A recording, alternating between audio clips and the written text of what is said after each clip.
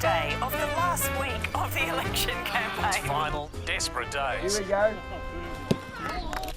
But with the clock ticking, Mr Morrison knows that something has to change. The Prime Minister has dramatically switched his pitch. I can be a bit of a bulldozer. I know there are things that are going to have to change with the way I do things. This Prime Minister will not change. And the Labor Party is going back to basics Medicare today. Anthony Albanese drops $1 billion Medicare pledge. If you want to strengthen Medicare, vote for change. Trying to get their message across before voters cast their ballots. In the final stretch of the campaign, Feels like this election campaign will never end, doesn't it?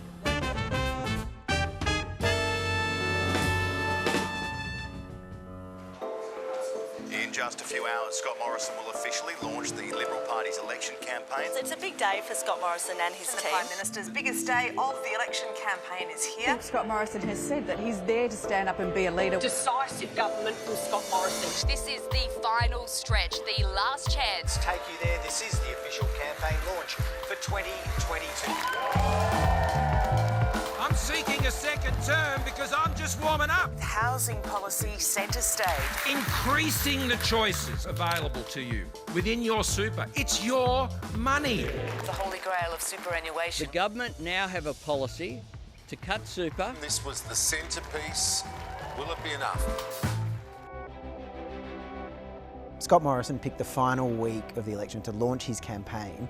It's an interesting choice because voting was already underway. We'd seen millions had already cast their votes, but this was very much aimed at those undecided voters who he hoped would come back to the Liberal Party. And it was in Queensland that really got Scott Morrison over the line in 2019. He even thanked those voters on election night, so hoping once again that Queensland may help him in 2022 and he'll see a repeat. But that change in how he pitches himself to voters, initially it was this isn't a popularity contest, and now it's a, hey, maybe I've been a bit harsh in the past, I've been a bulldozer, but I can move forward, I can be empathetic. Yeah, I think in the last week, Scott Morrison wanted to do two things to explain why he was no longer the bulldozer he said he's been for the last few years. And secondly, he was itching for a fight.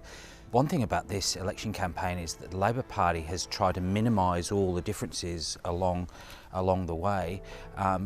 It's part of the small target strategy, I suppose, but Scott Morrison decided to go for a policy that he knew Labor would not be copying, and that is dipping into your super. And there's so many people that have been saying housing is an issue, right? So this was the chance for the coalition to put forward a proposal to say, hey, we're making changes to help you, undecided voters, come and vote for us. But I think this is more about an ideological fight than actually changing the structure of how our housing market works. And last campaign, Scott Morrison was a one-man band. He essentially won that election by running around the country by himself, and in that launch it was all about the team, all about the cabinet ministers singing praise of the people that would serve alongside him, giving you a sense that it is sinking in. His personal lack of popularity is, well, dragging down the coalition vote.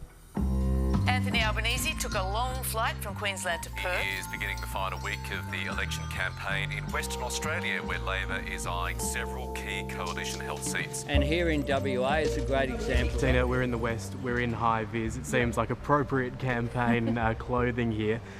It also seems like Anthony Albanese and Scott Morrison both want to just say how good a bloke Mark McGowan is. I know. We heard that speech this morning from Albo, and it seemed like he couldn't mention Mark McGowan's name enough times. There are a lot of seats here in WA, and it looks like Labor's hoping it can ride that wave of success that Mark McGowan had at the state election. Yeah, absolutely. So they only hold 5 out of the 15 seats in WA at the moment. I think they've got good hopes in 3 of them. We will be releasing our costings announcement on Thursday. Coalitions have released their costings this morning. We're expecting there to be a bit of pressure on Anthony Albanese to release his as well.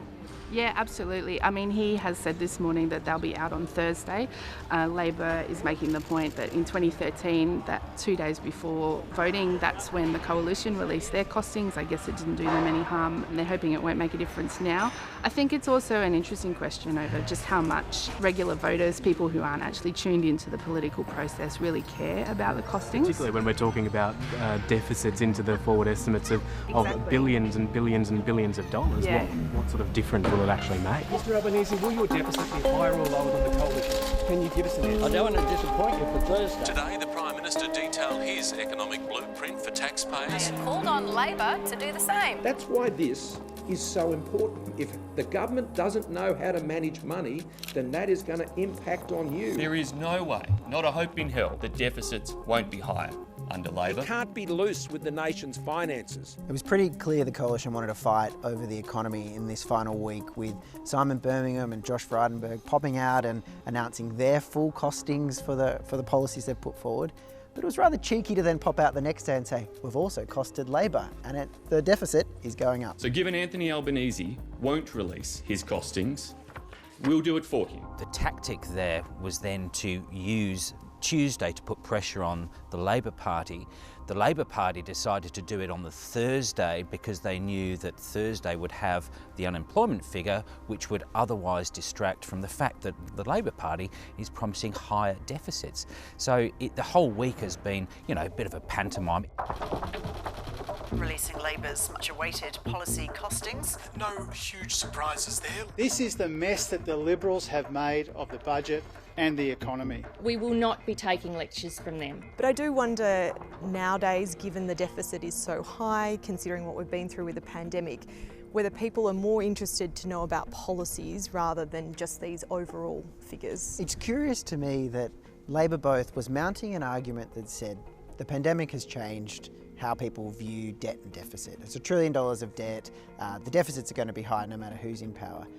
And yet, it still wanted to not be that closely tethered to the fact that deficit will go up under Labor, that there is a sensitivity about economic management that Labor must be feeling. There is a residual anxiety over this, but it's still remarkable that the Labor Party should go to the election and think that it can increase deficits and get away with it.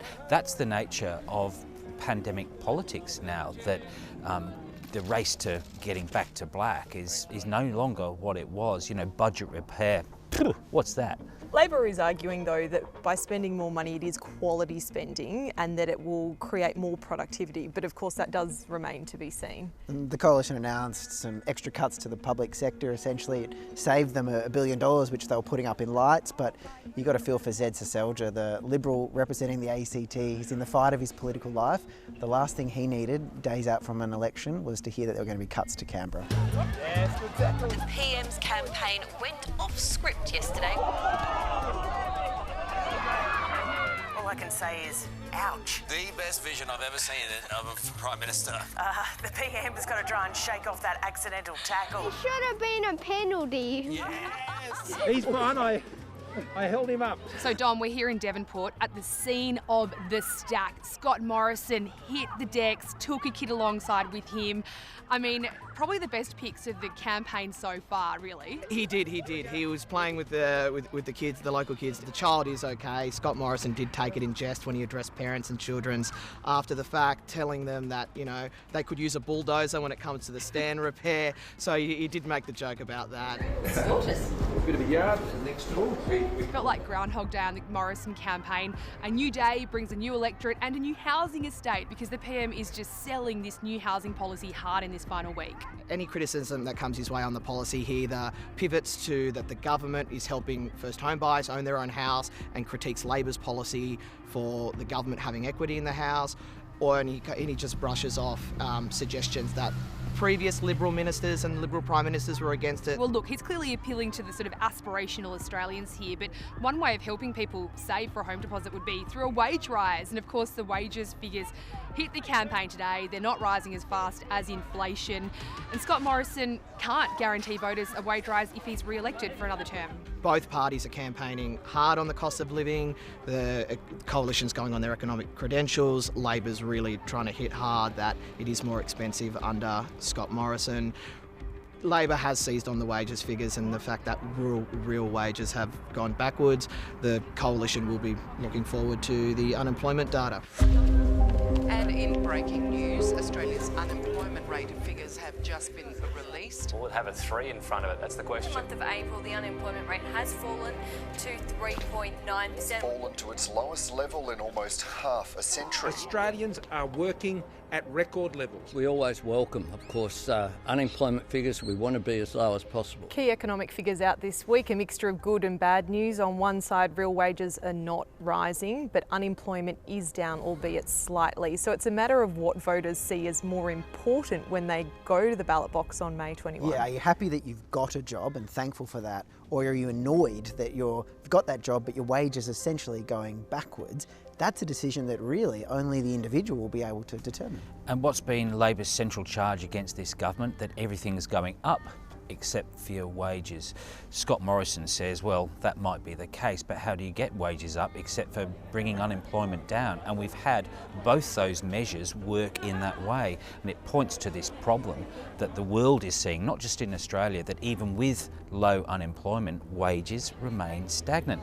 And Scott Morrison, when he says there is no magic pen, no magic wand to lift wages, he's speaking the truth, but nor does he have a magic wand to actually tackle inflation.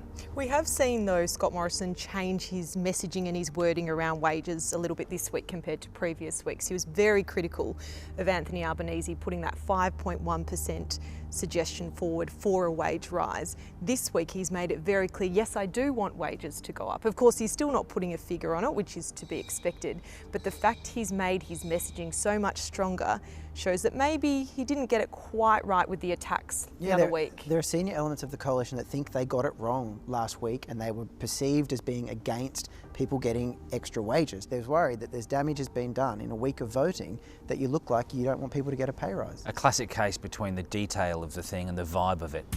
What is that? Flashing. Now you're filming me and I'm filming you. That's right. Another day, another leader in a hard hat. There are more silly picture opportunities than ever. The need to serve up a quote of the day and to illustrate it with pictures. Waiting for the cameras to go.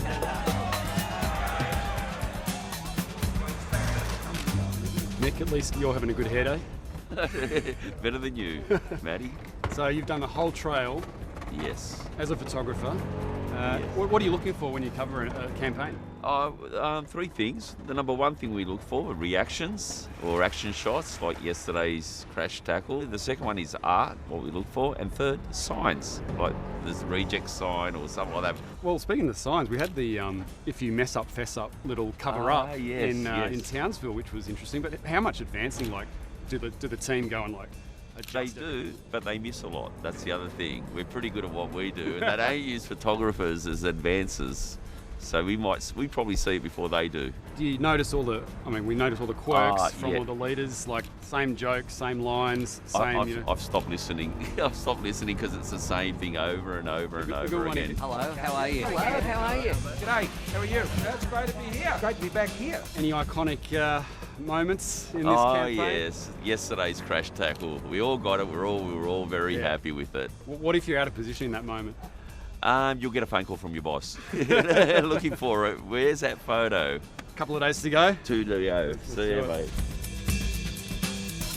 It's been a long 6-week campaign. You've had an opposition leader get COVID, go into isolation, and yet the election has largely not been about the pandemic. You've had Scott Morrison want a car key campaign and one about the economy, but he got it, just not on his terms. Every election campaign finds its own rhythm. This one has been peppered by external events. The polls have tightened towards the end of this 6-week campaign. There are nervous Nellies on both sides of politics. Does anyone know what's going to happen? No, they don't. But they know this, that Australians always seem to get it right in the end. One of the complications is you've got these teal independents running against Liberals. If they win, it's bad for the Liberals, but it doesn't get Labor the gains that it needs to get to 76. So you've got this situation where both sides think they can do it, but how they get there remains very unclear. And while millions of Aussies will be going to the poll on May 21, millions actually voted before that as well. I think a sign that some are kind of pretty keen for this to be over. 6 weeks, more than long enough. The end is near, it is close. close. Today is going to be frantic. There's no other way to really describe it. Racing to tomorrow's finish line. Neither side is willing to predict the outcome of this contest. Now it's over to you, the voters. The poll's open to determine a contest that looks increasingly like it will go down to the wire.